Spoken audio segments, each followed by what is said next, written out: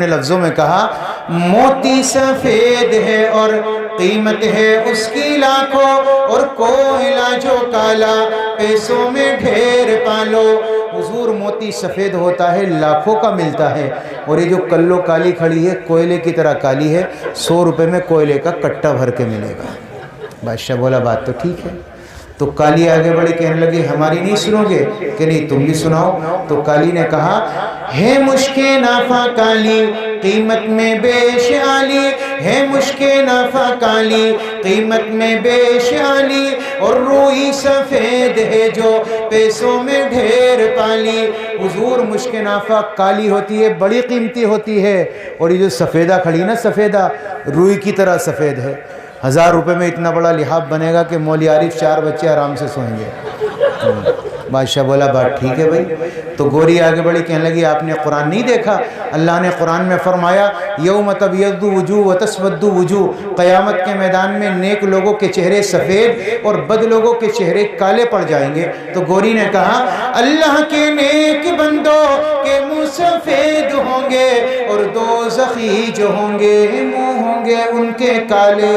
تو کالا ہونا دوزخی کی علامت ہے، حضور مجھے قبول کر لو۔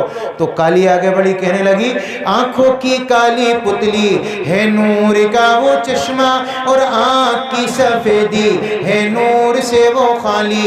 حضور آنکھوں کی کالی پتلی سے نظر آتا ہے، اگر کالا ٹیوا پھوڑ دو تو سفیدی بیکار ہے۔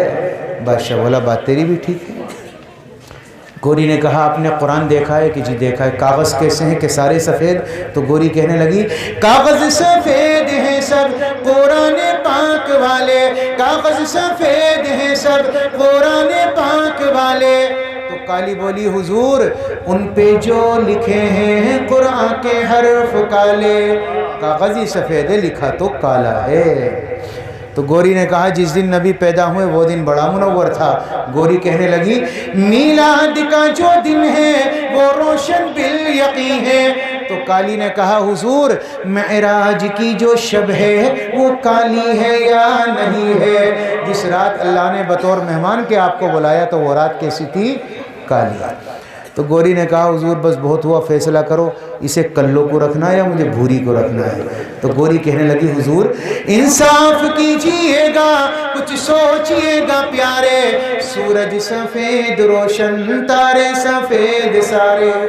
تو کالی نے کہا میں بھی تیار ہوں، فیصلہ کر دو۔ کالی کہنے لگی ہاں سوچئے گا آقا ہیں آپ عقل والے، ہاں سوچئے گا آقا ہیں آپ عقل والے، کعبے کا غلاف کالا حضرت بلال کالے۔ تو گوری نے کہا نبی کا چہرہ بڑا منور تھا۔ ایک صحابی فرماتے میں نے 14ویں کے چاند کو دیکھا، پھر نبی کے چہرے کو دیکھا، چاند میں داغ نظر آیا، نبی کے چہرے میں کوئی داغ نہ تھا۔ تو گوری نے کہا رخ مصطفیٰ ہے روشن دانتوں میں ہے اجالا، رخ مصطفیٰ ہے روشن دانتوں میں ہے اجالا۔ تو کالی نے کہا حضور زلفیں ان کی کالی کملی کا رنگ کالا، زلفیں بھی کالی تھی کملی کا رنگ بھی۔ بادشاہ کہنے لگا کلو تو بھی چپ ہو جا، اور بھوری تو بھی خاموش ہو جا۔ اپنے وزیر سے فرمایا بھائی ایک بات تو بتا، بازار سے باندیا خریدنے گیا تھا یا درویش پور کا کتب خانہ اٹھانے گیا تھا؟ بھائی اتنا علم ہے ان پر۔